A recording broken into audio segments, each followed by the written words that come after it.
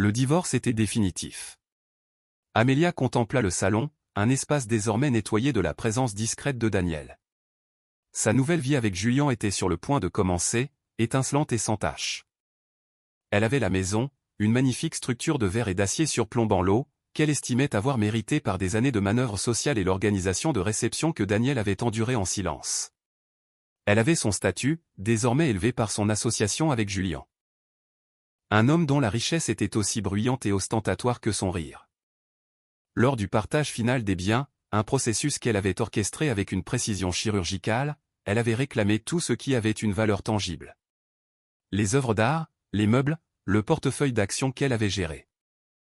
Daniel, un homme qu'elle avait depuis longtemps recatégorisé dans son esprit, passant de mari à déception, ne s'était pas battu. Il avait tout accepté avec un calme placide, presque troublant. Sa dernière inspection était un tour d'honneur. En passant devant la porte ouverte du garage pour 3 voitures, elle s'arrêta. Là, contre le mur du fond, se trouvait le dernier vestige des ambitions ratées de son ancien mari. C'était une grande boîte à outils robuste. Sa peinture autrefois rouge vif s'écaillait maintenant pour révéler des plaques de rouille ternes et menaçantes. Cela ressemblait à quelque chose récupéré dans un chantier naval, une relique industrielle qui était un rappel constant et laid de l'homme qu'elle avait épousé, un homme qui bricolait des idées, mais ne semblait jamais rien construire de réel. « Tu vas sortir tes cochonneries d'ici, Daniel ?» lui avait-elle demandé au téléphone 1 heure plus tôt, la voix tranchante d'impatience. « Je ferai en sorte que quelqu'un vienne la chercher demain, » avait-il répondu, d'un ton égal, comme toujours. « Très bien, » avait-elle rétorqué, « assure-toi juste qu'il le fasse. Julien veut l'espace pour son nouveau cabriolet. » Elle avait jeté un coup d'œil à la boîte à outils avec un dédain absolu.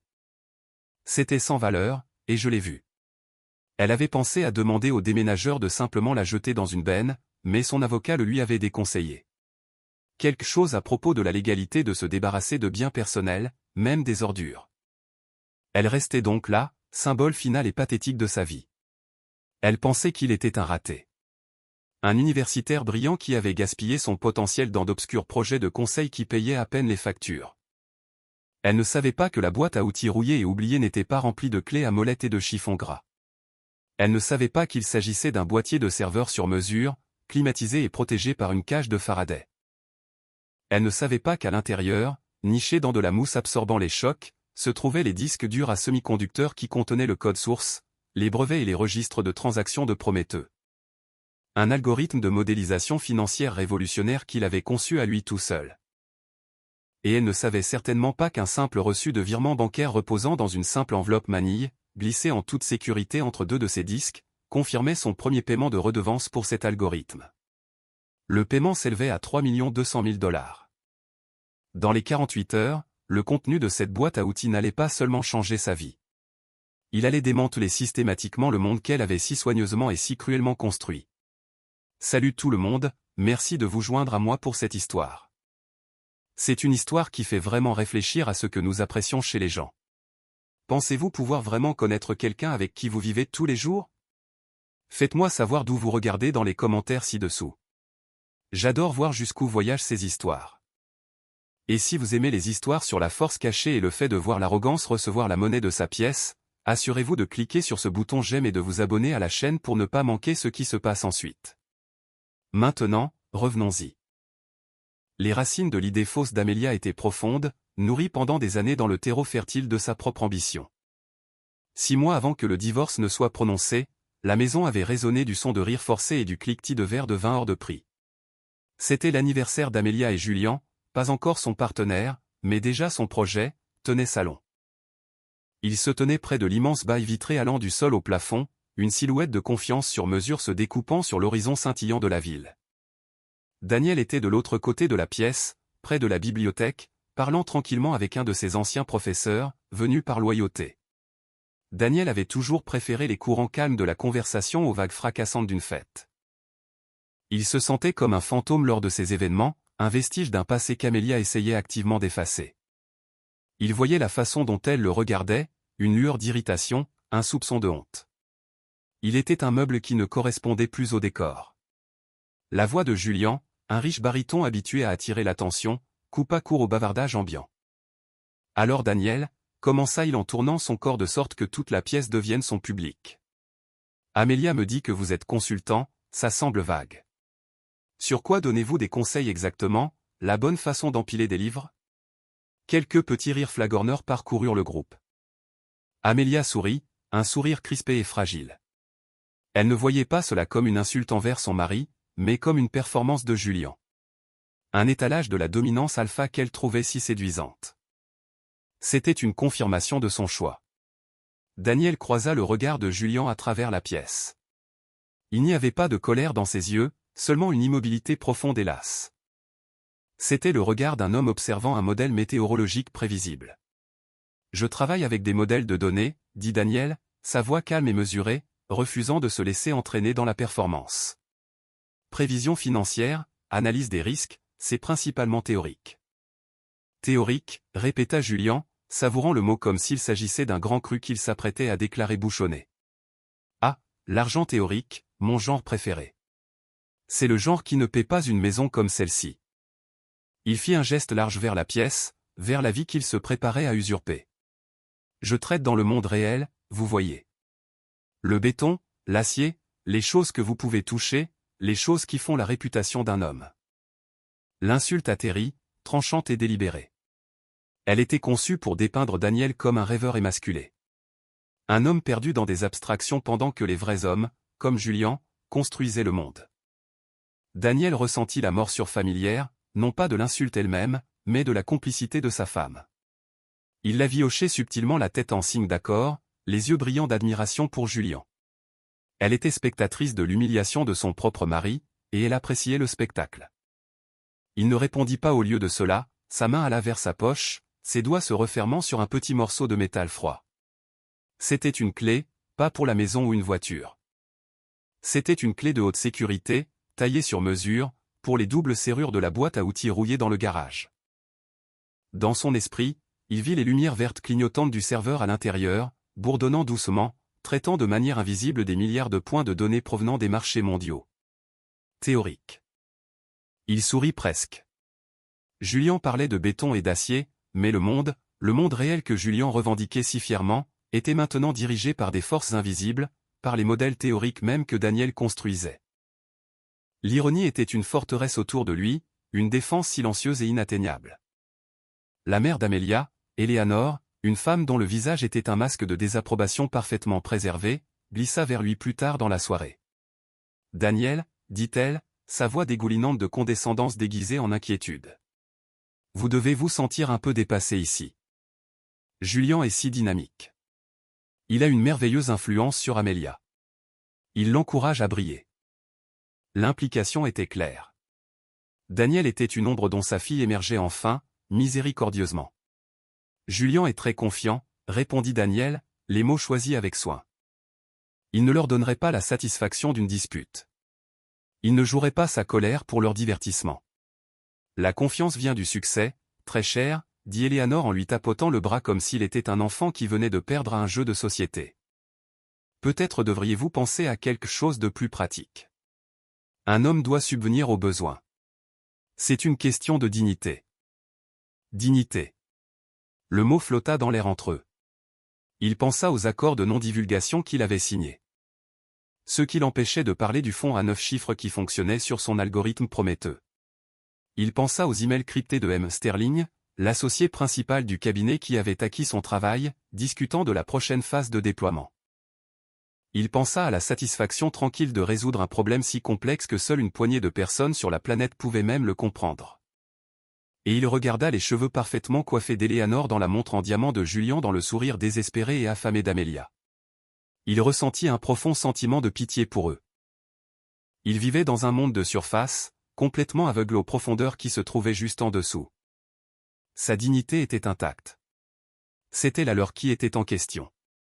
Alors que la fête se terminait et qu'il regardait Amelia rire un peu trop forte à une autre des déclarations de Julien, il prit une décision. Il ne se battrait pas pour le mariage. Une structure avec des fondations pourries ne peut être sauvée. Elle doit être démolie. Il la laisserait avoir la maison. Il la laisserait tout avoir.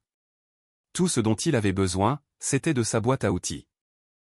La réunion avec les avocats spécialisés en divorce fut une leçon magistrale de condescendance. Ils étaient assis à une longue table en acajou poli dans une salle de conférence qui sentait l'argent et les litiges agressifs. Amelia était flanquée de son avocat, un requin nommé Marcus Thorne, dont le costume était aussi impeccable que sa réputation. Daniel était assis seul. Il avait refusé d'amener son propre avocat, un geste que Thorne avait interprété comme le signe ultime de faiblesse et de dénuement. « Monsieur est » commença Thorne en faisant glisser une liasse de papier de l'autre côté de la table. « Soyons francs. Ma cliente a été plus que généreuse. » Il se pencha en arrière, joignant le bout de ses doigts. « Elle assume l'intégralité de l'hypothèque sur la résidence principale, une propriété évaluée à, combien était-ce, Amelia ? 7 millions ? Amelia opina du chef, une lueur de fierté dans les yeux. 7,2, en fait. Le marché est en hausse. 7,2, répéta Thorne, comme si le chiffre lui-même était un argument. Elle conserve également l'intégralité du portefeuille d'investissement conjoint qu'elle a, comme vous le savez, géré exclusivement au cours des 5 dernières années. En échange de votre coopération totale et immédiate, elle a préparé de vous offrir un paiement unique de 50 000 $ pour vous aider à vous remettre sur pied. L'offre était si insultante qu'elle en était presque comique. C'était une somme calculée pour signaler son indignité totale à leurs yeux. C'était de l'argent de départ pour un concierge, pas pour un conjoint de 10 ans. Daniel sentit un étrange sentiment de calme descendre sur lui. Il l'avait anticipé.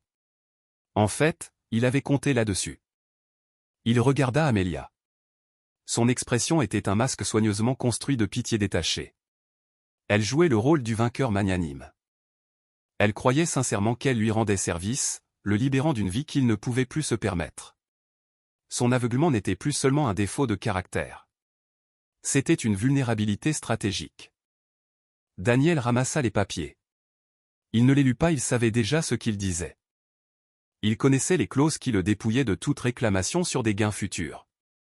Celles qui définissaient sa profession actuelle comme universitaire au chômage. Il avait passé la semaine précédente non pas avec des avocats spécialisés en divorce, mais avec des avocats spécialisés en brevets et des associés principaux de Sterling Cromwell, la société d'investissement qui possédait désormais sa propriété intellectuelle. Ces préparatifs juridiques étaient d'une nature différente et bien plus mortelle. Cela semble acceptable, dit tranquillement Daniel. Le silence dans la pièce fut absolu. La mâchoire de Marcus Thorne se relâcha pendant une fraction de seconde. Il s'était préparé à des supplications, à des disputes, à une démonstration pathétique de désespoir. Il n'était pas préparé à une acceptation immédiate et silencieuse. Il plissa les yeux, cherchant un angle, un piège. Il n'en trouva aucun. Il ne vit qu'un homme vaincu. Amelia poussa un petit soupir de soulagement presque imperceptible. C'était fini. Cela avait été si facile. Bien, dit-elle, sa voix perdant sa fausse sympathie et prenant une vivacité professionnelle. Je suis heureuse que nous puissions être civilisés à ce sujet. Il y a juste une chose, dit Daniel, son ton ne changeant pas. Il fit glisser les papiers de l'autre côté de la table. Dans la section des effets personnels, j'aimerais ajouter un article à récupérer à ma discrétion dans les 30 jours suivant la libération de la résidence. Thorne se pencha en avant, méfiant. Quel article ? Une vieille boîte à outils, dit Daniel. Elle est dans le garage, rouge, rouillée, sans valeur monétaire, juste sentimentale. Amelia se moqua légèrement. Ce tas de ferraille, bien sûr, Daniel, prends-la. J'allais de toute façon la faire jeter. Thorne regarda Amelia, puis Daniel, puis de nouveau Amelia. Une boîte à outils rouillée. Cela n'avait aucun sens, mais c'était trop trivial pour être contesté. C'était, en fait, le symbole parfait de l'homme auquel il avait affaire. Un homme se battant pour des miettes, pour de la ferraille sentimentale, alors que le vrai trésor s'éloignait de lui. Il prit une note sur le document avec un stylo plume en or. C'est noté, la boîte à outils rouillée, valeur sentimentale uniquement. Il eut un sourire crispé et prédateur. Si c'est tout, je crois que nous avons terminé ici. Daniel se leva. Oui. Il sortit de la salle de conférence sans se retourner. Il ne vit pas le regard triomphant et complice qui passa entre Amelia et son avocat. Il n'en avait pas besoin. Il le sentait. Il descendit le couloir de marbre et sortit sous le soleil éclatant de l'après-midi. Il ne ressentait ni colère ni tristesse. Il ne ressentait que la satisfaction tranquille et vrombissante d'une machine complexe dont les engrenages commençaient enfin à s'enclencher parfaitement. Il venait de céder volontairement des millions d'actifs partagés. Dans leur esprit, il avait confirmé son propre échec. En réalité, il venait d'armer le détonateur. Ils avaient pris sa patience pour de la faiblesse. Il pensait fermer un livre alors qu'il terminait à peine le premier chapitre d'une mise à mort. Il lui avait donné exactement ce qu'il voulait, leur confiance totale et absolue en sa défaite, et cette confiance était l'arme qu'il utiliserait contre eux. Le nouvel appartement de Daniel était en contraste saisissant avec la vaste et opulente maison qu'il avait laissée derrière lui. C'était une pièce dans un immeuble propre et banal du centre-ville, avec vue sur un mur de briques et un bout de ciel. Les meubles étaient rares, fonctionnels, un lit, un bureau, un seul fauteuil confortable. C'était un espace dépouillé de toute prétention, une cellule de moine pour un homme concentré sur un but unique. Le chaos de son ancienne vie avait été rejeté, laissant derrière lui un noyau d'intensité concentrée. Il n'était pas indigent. Le chèque de règlement de $50 000 reposait sur le comptoir de sa cuisine, non encaissé.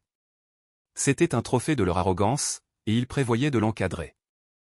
Ses vrais revenus étaient invisibles, s'écoulant non pas sur un compte conjoint qu'Amelia pouvait voir, mais dans une fiducie d'entreprise sécurisée gérée par Sterling Cromwell. Il vivait simplement non par nécessité, mais par choix.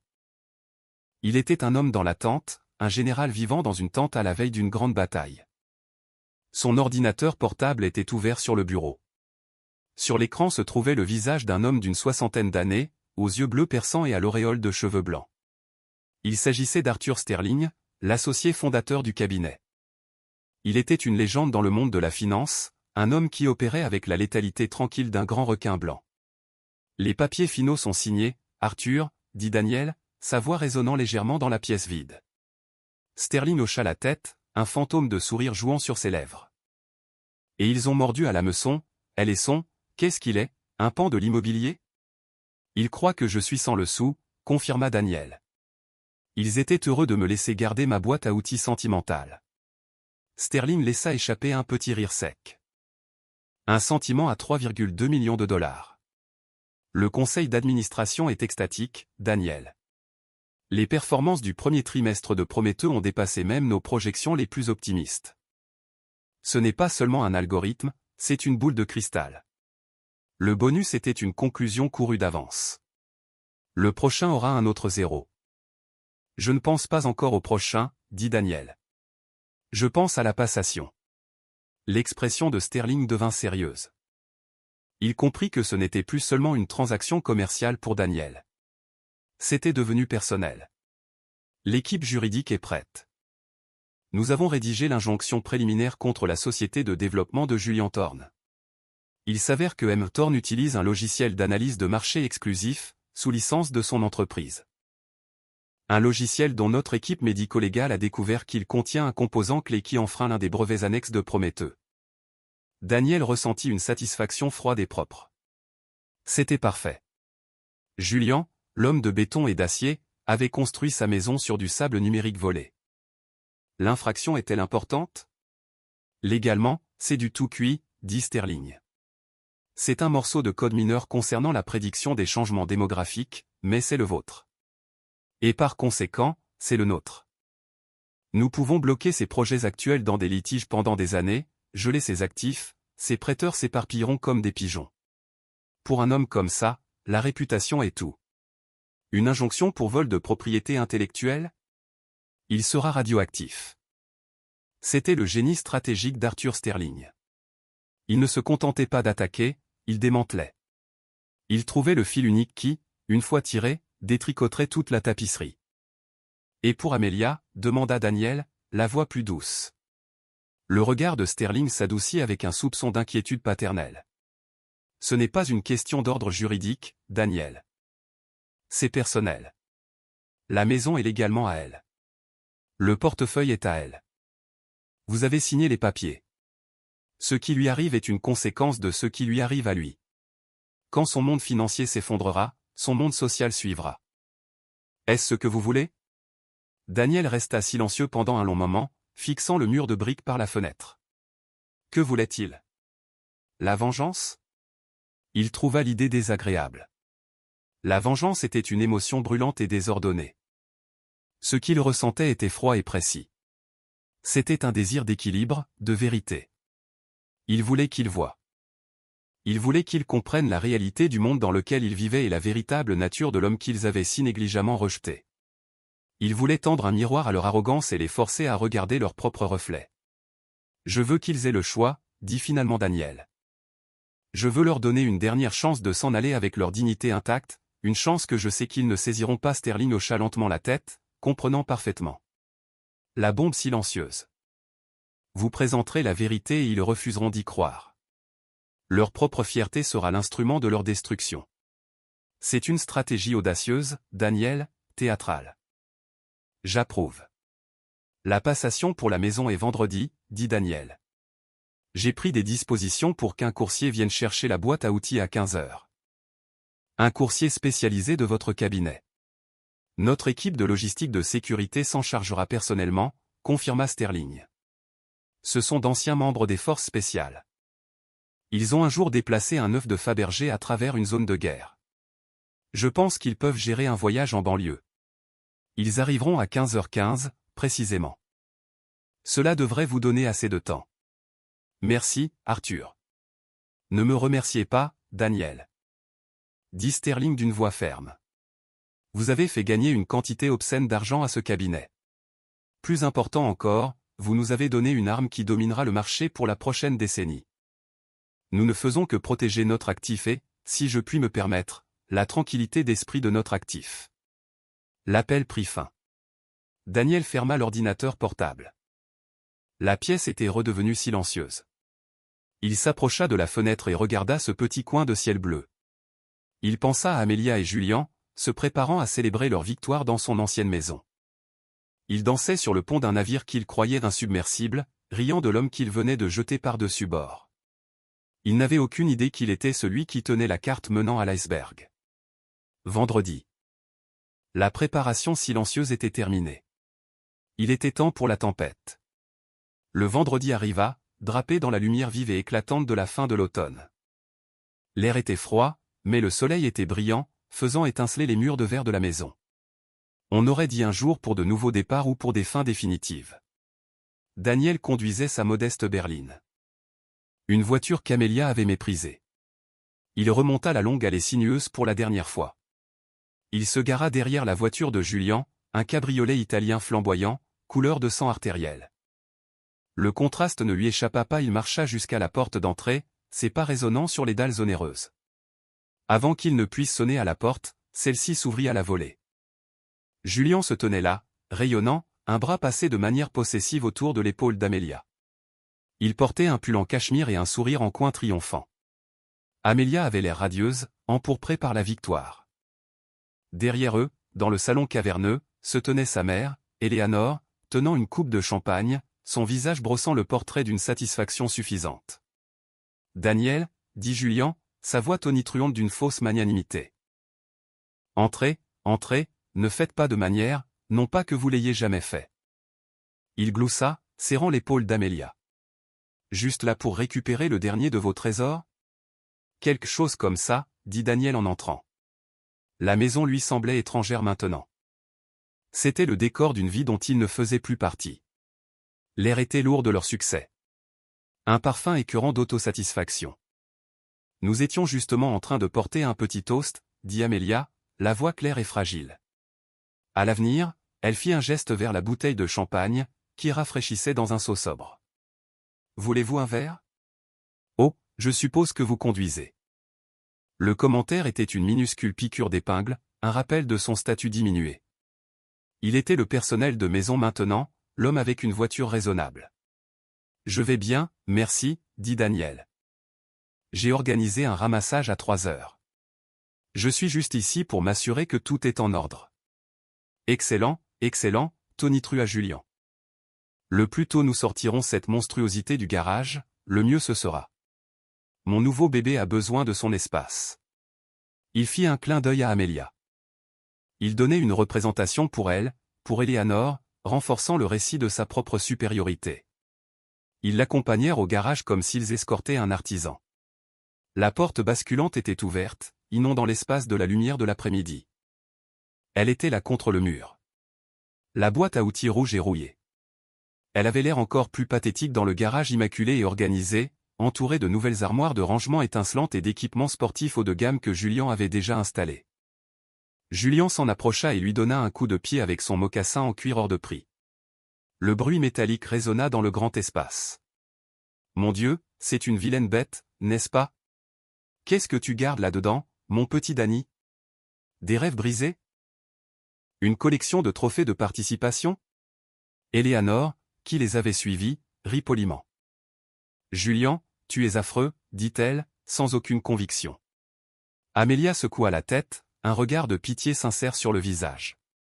C'était le dernier acte de son récit, la confirmation finale de son choix judicieux. « Honnêtement, Daniel, pourquoi la veux-tu? Laisse-nous nous en débarrasser pour toi. Ça t'évitera des ennuis. » C'était le moment. C'était l'ultime et gratuit coup de poignard. C'était une chose d'être sous-estimé, d'être rejeté. C'en était une autre d'être moqué dans sa défaite par les personnes mêmes qui l'avaient orchestré. Il s'était préparé à laisser le coursier prendre simplement la boîte. Il s'était préparé à s'éloigner en silence, laissant les conséquences juridiques se dérouler en leur temps. Mais cela, cet acte d'humiliation désinvolte, public et final, changeait tout. Cela exigeait une réponse directe. La satisfaction tranquille d'une victoire juridique lointaine et anonyme ne suffisait plus. Ils avaient besoin de voir. Ils avaient besoin de savoir qui ils frappaient. Daniel regarda le visage ricanant de Julien, puis celui compatissant d'Amélia, puis le regard suffisant d'Éléanore. Il vit la certitude complète et inébranlable dans leurs yeux. Ils se tenaient au sommet de leur propre arrogance, et l'air était très rare là-haut. Il regarda sa montre. Il était 14h55. Le coursier arriverait dans 20 minutes. Il avait le temps. En fait, dit Daniel, sa voix dépourvue de toute colère ou ressentiment. Elle était calme, claire et portait un poids nouveau et troublant. Avant qu'elle ne parte, je me demande si je pourrais avoir un moment de votre temps. Il y a quelques détails sur notre séparation que je pense que vous trouverez éclairants. Julien rit. Éclairant? Quoi? Tu as trouvé un billet de 20 $ dans un vieux manteau? Ne me dis pas que tu vas contester l'accord maintenant. L'encre est à peine sèche. On te rirait au nez au tribunal. Je n'ai aucune intention de contester l'accord, dit Daniel, ses yeux se fixant sur ceux de Julien. L'accord est parfait. C'est cette maison, cette vie que vous construisez ensemble. Je veux juste parler de ses fondations. Il y eut un changement dans l'atmosphère, un changement subtil de pression.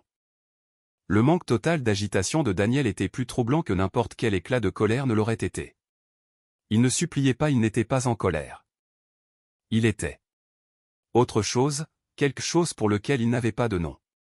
De quoi parles-tu, Daniel? Demanda Amélia, une lueur d'irritation traversant son visage. La fête de la victoire était gâchée par le fantôme au banquet. Daniel tourna son regard vers elle. Je parle de valeur, Amélia, de ce que valent les choses. Tu es devenue une experte en la matière, n'est-ce pas? La maison vaut 7,2 millions de dollars. La voiture de Julien vaut 300 000 $. Ton portefeuille, quoi? 2 autres? Tu es très doué pour calculer la valeur des choses que tu peux voir. Il fit un petit pas vers eux, sortant de l'ombre du garage pour entrer dans la lumière éclatante du soleil. Mais tu as oublié comment mesurer la valeur des choses que tu ne peux pas voir. L'intégrité, la patience et la propriété intellectuelle. Il sortit un dossier fin et élégant de l'intérieur de sa veste simple. Ce n'était pas la liasse épaisse et brouillonne des documents juridiques du divorce. Il était fin, net, et portait un simple logo en relief sur le devant. Un SC stylisé, Sterling Cromwell. J'ai quelques documents finaux, dit Daniel. Sa voix tombant sur un ton presque conversationnel. Un ton qui était d'une certaine manière plus menaçant qu'un cri. Pas de mon avocat, de mon employeur. J'ai pensé que vous voudriez peut-être le voir. L'air dans le garage devint immobile et froid. Le sourire en coin de Julien vacilla, remplacé par une lueur de confusion. La rougeur festive d'Amélia commença à se dissiper, laissant sa peau pâle étendue. Éléanore cessa de siroter son champagne. La fête était finie. La bombe silencieuse avait été posée sur la table, et Daniel l'homme qu'il croyait avoir vaincu, s'apprêtait à appuyer sur le bouton. Le calme avant la tempête s'était rompu, et les premières gouttes d'une pluie qu'il n'aurait pas pu imaginer commençaient à tomber. Daniel tenait le dossier, ne l'ouvrant pas encore. Il laissa le silence s'étirer, laissant le poids du moment peser sur eux. Leur confiance, si absolue quelques instants auparavant, commençait à montrer des fissures. C'était comme regarder de la glace se fracturer au ralenti. « Qu'est-ce que c'est, Daniel ?» demanda finalement Amelia, la voix tendue. « Une sorte de blague ?» « Je ne t'ai jamais connu pour avoir beaucoup le sens de l'humour, Amelia. » Répondit calmement Daniel. Il croisa son regard. « Et je peux t'assurer que je ne plaisante pas maintenant. » Il se tourna vers Julien, qui avait croisé les bras, affectant un air d'impatience ennuyé qui n'atteignait pas tout à fait ses yeux. « Julien, tu as dit que tu traitais dans le monde réel. Le béton et l'acier. Parlons du monde réel. Le monde réel fonctionne à l'information. Il fonctionne aux données.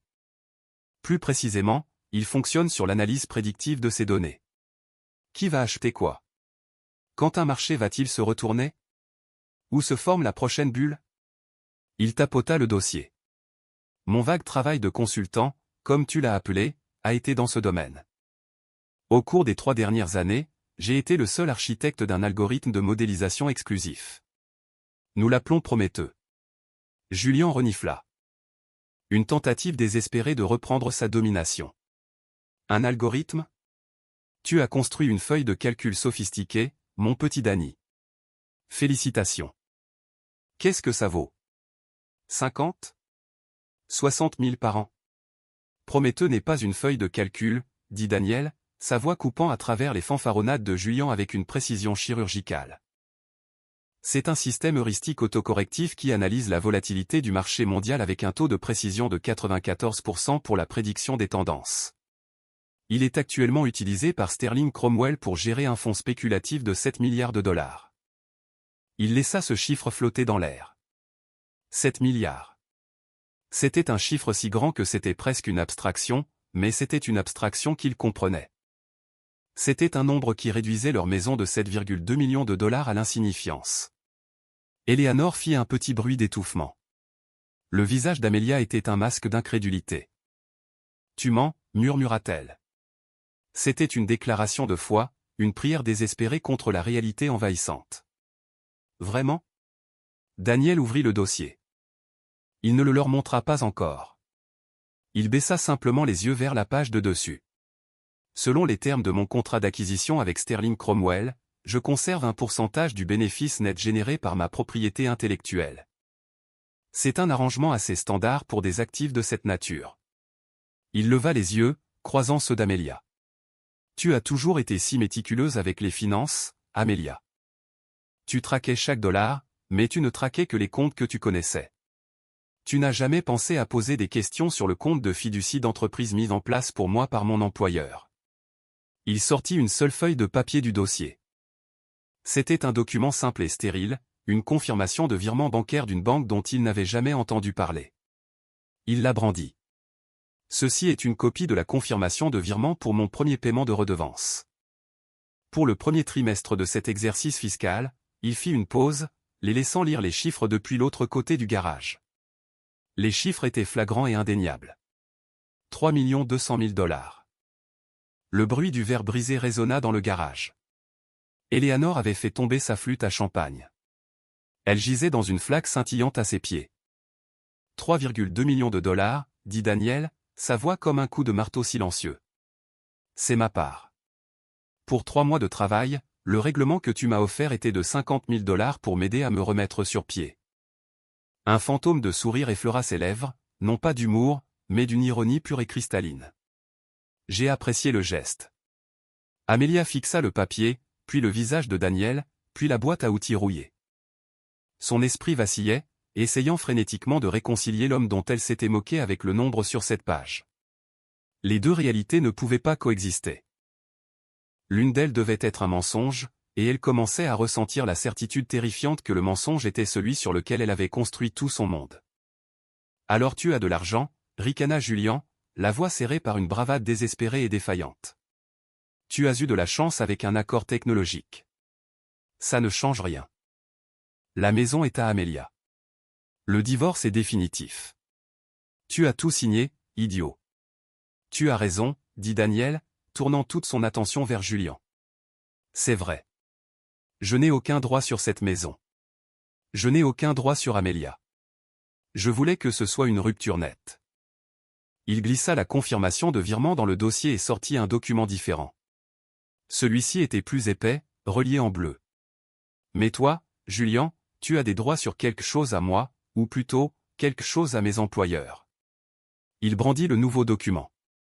Il s'agit d'une injonction préliminaire déposée ce matin devant un tribunal fédéral. Il semble que le logiciel d'analyse de marché exclusif utilisé par ta société de développement, VistaTrack, contienne un petit mais essentiel morceau de code qui enfreint le brevet 7, 845, 112B, un brevet pour un modèle de prédiction démographique. Un brevet que j'ai écrit et qui est maintenant la propriété exclusive de Sterling Cromwell. Le visage de Julien devint blanc. La couleur s'envida comme si on avait tiré un bouchon. C'est impossible. Notre équipe médico-légale semble penser que c'est très possible, continua Daniel, son ton implacable. L'injonction gèle tous les actifs et les opérations de Thorne Développement en attendant une enquête complète. Toutes tes lignes de crédit seront suspendues. Tes investisseurs seront prévenus d'ici la fin de la journée.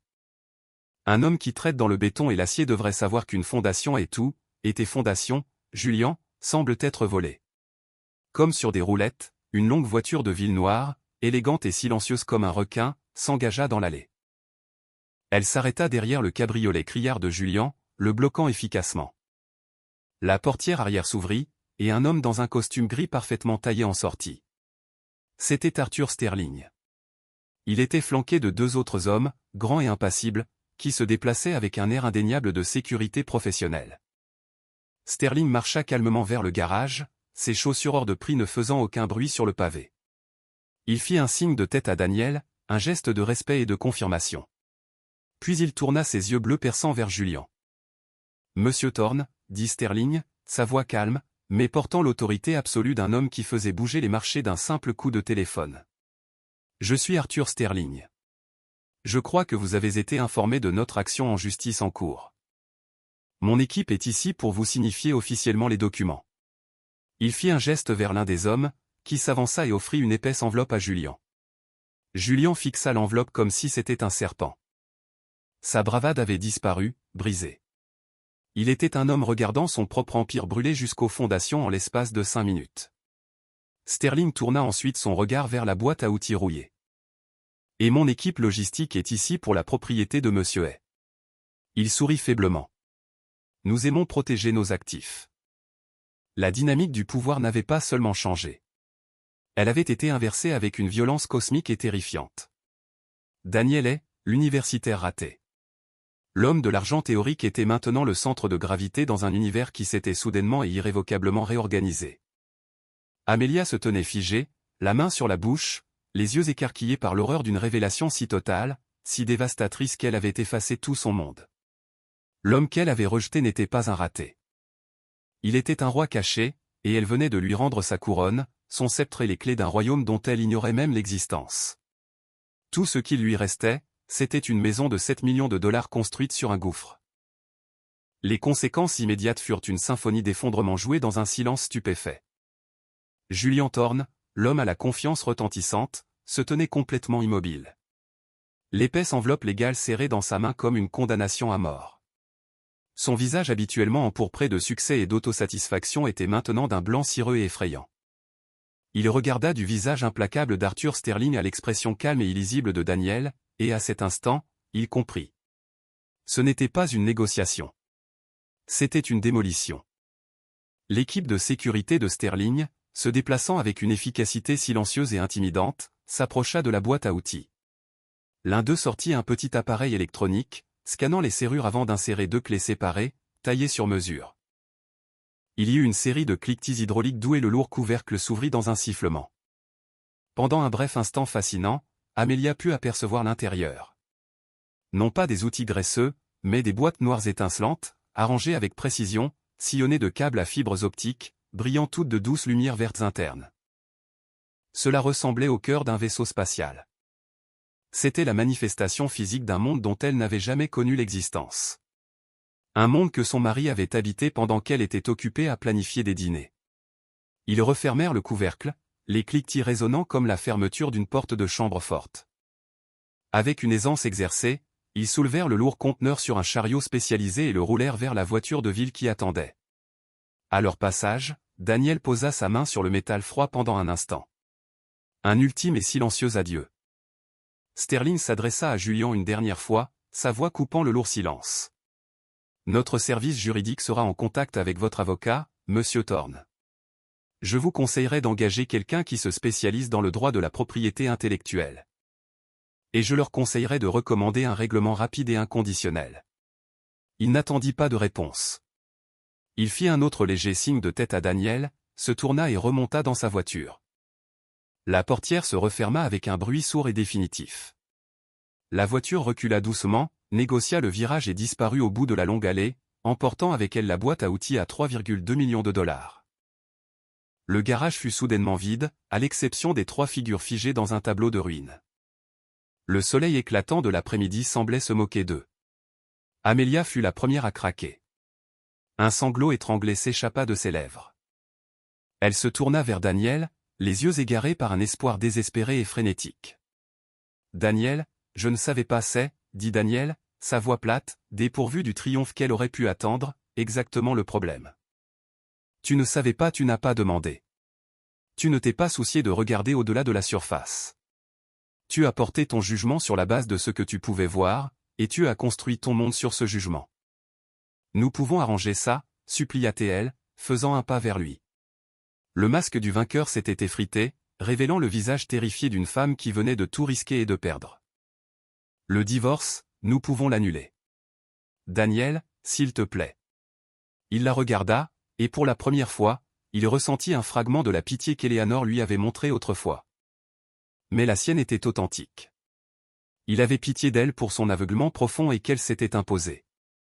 L'annuler, demanda-t-il, la question flottant dans l'air. Pourquoi ferais-je cela, Amelia? Pour que je puisse retourner à une vie où je suis ton secret embarrassant, pour que je puisse te regarder admirer des hommes comme lui. Il fit un geste vers Julian, qui n'avait toujours pas bougé. Une statue de fierté brisée. Tu ne voulais pas d'un mari. Tu voulais un accessoire. Et il s'avère que tu as choisi une contrefaçon. Il se retourna pour partir. Son travail ici était terminé. Le miroir avait été montré. Le reflet était le leur pour vivre avec. Attendez. C'était Julian. Sa voix était un murmure rauque et déchiré. Que voulez-vous? De l'argent? C'est ça? Nommez votre prix. Daniel s'arrêta au bord du garage et se retourna. Il regarda l'homme qui s'était moqué de lui, l'avait humilié, avait donné un coup de pied dans sa boîte à outils rouillée à peine 30 minutes plus tôt. Il ne vit pas un rival, mais un homme creux dépouillé de son seul atout, ses fanfaronnades. J'ai de l'argent, Julian, dit simplement Daniel. Il ne s'agit pas d'argent. Il s'agit de conséquences. Tu as construit ton succès sur un mensonge, un petit peut-être, mais c'était un mensonge qui a connecté ton monde au mien. Et mon monde est très, très à cheval sur son intégrité. Il regarda ensuite Amelia, qui pleurait maintenant ouvertement. Sa contenance soigneusement construite était brisée en 1 million de morceaux. Tu veux arranger ça, Amelia, dit-il, sa voix s'adoucissant presque imperceptiblement. C'est très simple. Tu as la maison. Tu as le portefeuille. J'ai signé les papiers. Je ne les contesterai pas, je ne veux rien de toi. Il fit une pause. Mais j'exigerai une chose, une déclaration publique, une annonce d'une page entière dans le journal des affaires de la ville. Dans celle-ci, tu me présenteras des excuses formelles, rétractant le récit de mon échec que tu as si soigneusement cultivé parmi nos amis et ta famille. Et tu feras un don substantiel à ton nom, un don de 1 million de dollars. 1 million de dollars, Alta-TL. À qui? L'expression de Daniel était inflexible. Au fonds de dotation de l'université pour la recherche de 3e cycle en sciences théoriques. Le fonds même dont tu as toujours dit qu'il était un gaspillage d'argent pour les gens qui ne pouvaient pas réussir dans le monde réel. C'était une justice poétique rendue avec la précision d'un chirurgien. Il ne prenait pas son argent pour lui-même. Il la forçait à valider publiquement le monde même qu'elle avait méprisé. À utiliser son argent réel pour soutenir le travail théorique qu'elle avait dédaigné. Il la forçait à choisir entre sa fierté et sa ruine financière. Car si l'entreprise de Julian s'effondrait, sa maison de 7 millions de dollars et son précieux portefeuille seraient les prochains, engloutis par ses dettes. Sans un mot de plus, Daniel se retourna et se dirigea vers sa modeste voiture. Il monta, démarra le moteur et partit, sans regarder une seule fois la maison dans son rétroviseur. Il les laissa là, dans le garage vide et étincelant, avec les restes de leur avenir parfait éparpillés autour d'eux. Le silence avec lequel ils furent laissés était plus lourd que n'importe quelle boîte à outils, et la vérité était un poids qu'ils devraient désormais porter seuls. Les semaines qui suivirent furent un dénouement lent et angoissant pour Amelia et Julian. L'injonction de Sterling Cromwell agit comme un agent chimique, dissolvant les fondations de l'entreprise de Julian à une vitesse terrifiante. Ses lignes de crédit furent gelées du jour au lendemain. Les prêteurs qui autrefois réclamaient à corps et à cri ses affaires envoyaient maintenant de brèves lettres formelles invoquant des clauses de pénalité. Ces investisseurs, un troupeau d'individus nerveux et riches qui valorisaient la stabilité par-dessus tout, commencèrent à se retirer. Leurs appels téléphoniques polis se transformant rapidement en exigences paniquées. L'expression vol de propriété intellectuelle était un arrêt de mort dans leur monde. Cela parlait d'imprudence, d'un manque d'intégrité, d'un défaut fatal dans son caractère. Julian, le maître des surfaces, découvrit que sa réputation avait été aussi creuse que ses promesses. Il s'est battu, au début. Il a embauché une équipe d'avocats coûteux qui parlaient durement lors des premières réunions, promettant de déposer des contre-motions et d'enterrer Sterling Cromwell sous la paperasse. Mais leurs fanfaronnades s'estompèrent après leur première conférence téléphonique avec le service juridique de Sterling. Ils furent accueillis non pas par de l'agression, mais par une avalanche calme et écrasante de preuves. Des comparaisons de codes, des journaux de serveurs, des dépositions d'anciens employés. L'équipe de Sterling préparait ce dossier depuis des mois. Ils n'étaient pas venus pour se battre. Ils étaient venus pour annoncer un échec et les avocats de Julian lui conseillèrent de trouver un accord. L'alternative était une bataille juridique prolongée, publique et impossible à gagner, qui se solderait par sa ruine professionnelle et une éventuelle faillite.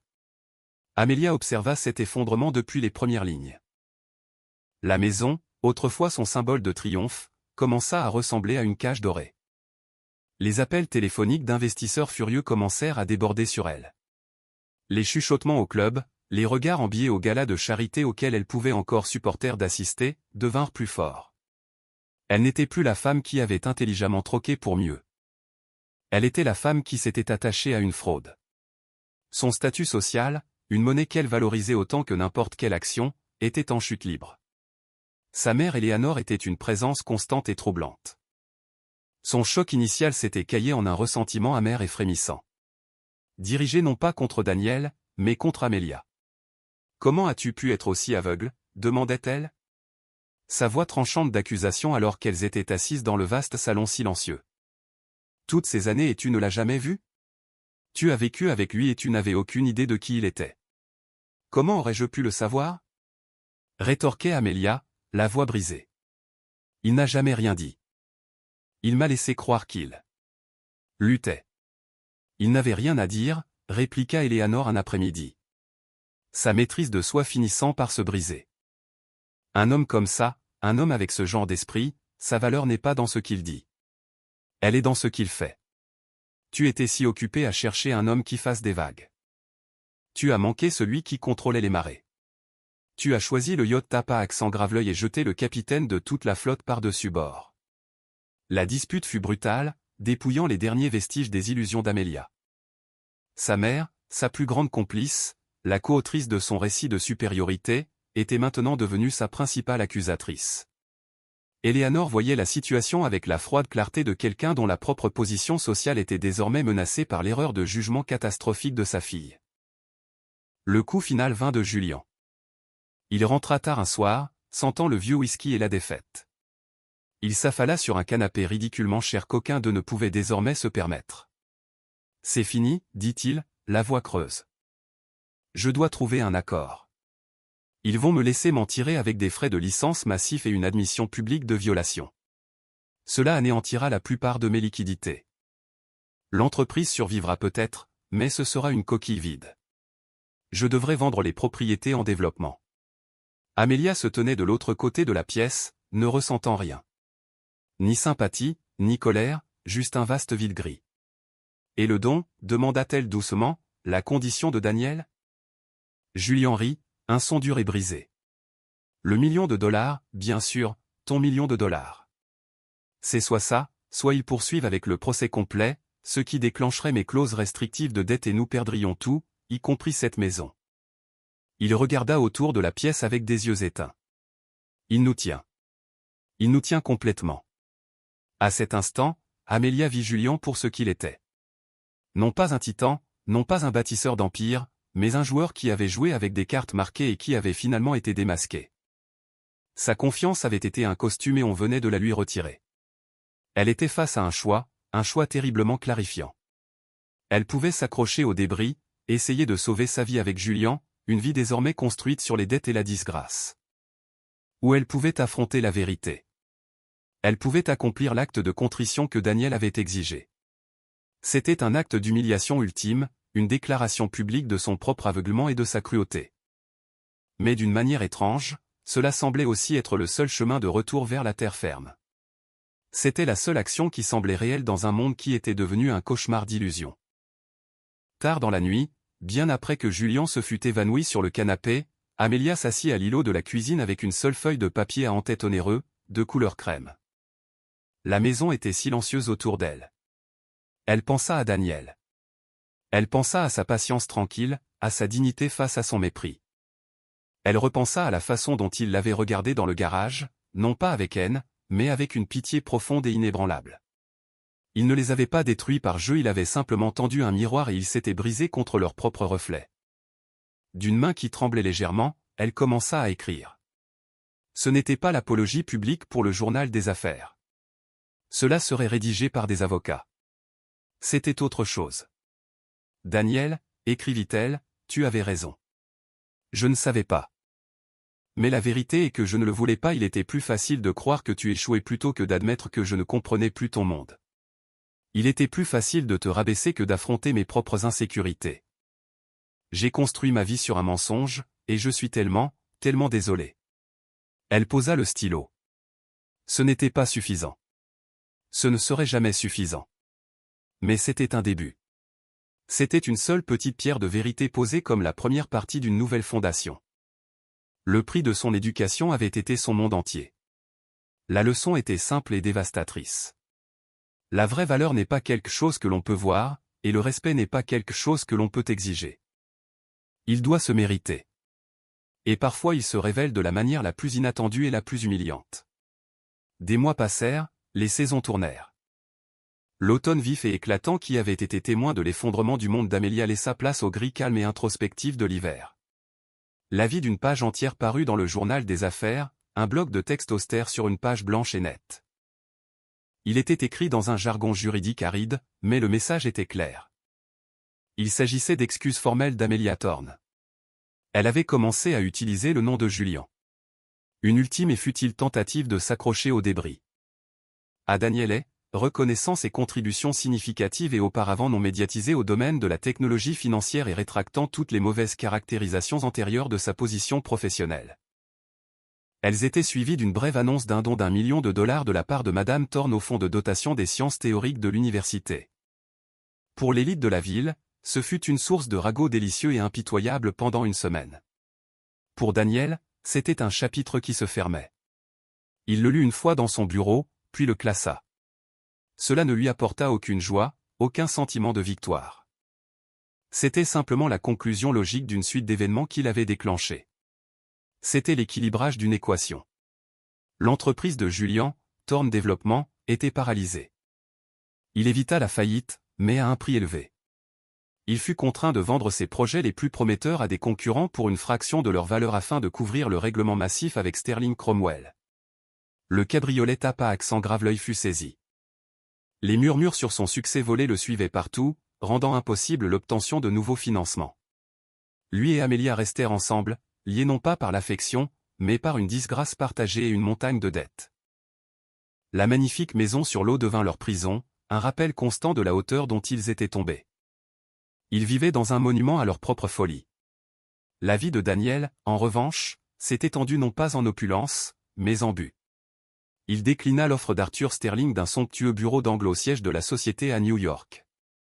Au lieu de cela, il utilisa une partie de ses revenus pour créer un petit incubateur de recherche et développement indépendant dans sa ville natale. Il loua un étage dans un nouvel immeuble moderne du centre-ville, un espace rempli de lumière, de tableaux blancs et du bourdonnement silencieux de puissants ordinateurs. Son nouveau bureau était l'antithèse de la maison qu'il avait quittée. C'était un espace dédié à la création, pas à la présentation. Les murs étaient en verre, favorisant la transparence et la collaboration. La pièce maîtresse n'était pas une œuvre d'art, mais un immense écran interactif de visualisation de données, affichant l'architecture élégante et fluide de ses nouveaux projets. Il n'acheta pas de voiture de luxe ni de montre de créateur. Son plus grand luxe était la liberté. La liberté de poursuivre toute idée qui éveillait son intérêt. La liberté de financer tout jeune esprit prometteur qui venait à lui avec un problème qu'il ne pouvait résoudre. Un après-midi, une simple enveloppe de couleur crème arriva à son nouveau bureau. Il n'y avait pas d'adresse d'expéditeur. Il reconnut l'écriture immédiatement. Il l'ouvrit et lut le court mot d'excuse manuscrit d'Amelia. Il le lut 2 fois. C'était la première fois depuis des années qu'elle communiquait avec lui sans public, sans motif autre que les mots eux-mêmes. C'était un petit acte authentique dans une vie qui avait été remplie de représentations. Il ne ressentit aucune colère, aucun ressentiment persistant. Il plia simplement le mot et le plaça dans un tiroir de bureau. C'était un artefact d'une vie passée, une vie qui ne lui appartenait plus. Il se concentrait sur le présent. Il encadrait une jeune analyste nommée Maya, une femme brillante mais timide dont le comportement calme lui rappelait un peu lui-même. Elle travaillait sur un problème complexe, et ses collègues avaient rejeté son approche comme étant trop théorique, trop peu pratique. Daniel vit l'étincelle dans ses idées. Il s'asseyait avec elle pendant des heures, non pas pour lui donner des réponses, mais pour lui poser les bonnes questions, l'aidant à construire le cadre pour trouver les réponses elle-même. Il pense que c'est une impasse, dit-elle un jour, l'air découragé. Daniel leva les yeux des lignes de code sur son écran. Le monde est plein de gens qui ne voient que des impasses, dit-il, sa voix calme et encourageante. Ils se tiennent devant un mur et ne voient qu'une barrière. Ils ne voient pas qu'un mur est aussi une fondation. Ton travail n'est pas de les écouter. Ton travail est de construire quelque chose sur cette fondation qui soit si haut qu'il ne puisse s'empêcher de voir par-dessus le mur. Il vit la compréhension poindre dans ses yeux, la lueur d'une confiance renouvelée. À cet instant, il ressentit une satisfaction plus profonde que tout paiement de redevance ou victoire juridique. Il avait transformé la douleur de sa propre expérience en une leçon, une échelle qu'il pouvait maintenant offrir à quelqu'un d'autre. Sa richesse n'était pas dans son compte bancaire, elle était dans sa capacité à créer, à construire, à voir la valeur que les autres manquaient. Son pouvoir n'était pas dans sa capacité à détruire, il était dans sa capacité à responsabiliser. La boîte à outils rouillée ne se trouvait pas dans un garage, mais dans une salle de serveur sécurisée et climatisée chez Sterling Cromwell. Un monument silencieux et bourdonnant à l'idée que les choses les plus précieuses sont souvent cachées à la vue de tous, attendant quelqu'un avec la vision nécessaire pour voir leur vraie valeur. Il avait perdu une maison, mais il avait gagné un monde, et il commençait à peine à le construire. L'histoire de Daniel et Amelia devint une fable tranquille dans leurs anciens cercles sociaux, un conte de mise en garde sur l'arrogance et le danger de sous-estimer les gens discrets. Mais pour Daniel, ce ne fut jamais une histoire de vengeance, ce fut une histoire de vérité. La vérité qu'il avait apprise est comme la marée. On peut construire des châteaux de sable de mensonges et d'auto-illusions, mais finalement, inévitablement, la marée monte. Elle ne fait pas rage, elle ne crie pas, elle monte simplement, calmement et inexorablement, et lave tout ce qui n'est pas construit sur des fondations solides. Sa plus grande victoire ne fut pas le moment de la révélation dans le garage. Ce fut ce tranquille après-midi dans son bureau baigné de soleil, à regarder un jeune esprit s'enflammer pour une nouvelle idée. Il avait fait face à l'humiliation et en était ressorti non pas avec amertume, mais avec sagesse. On lui avait donné toutes les raisons de devenir cruel, mais il avait choisi de devenir un créateur. La chose finale et la plus importante qu'il ait construite ne fut pas un algorithme, mais une meilleure version de lui-même.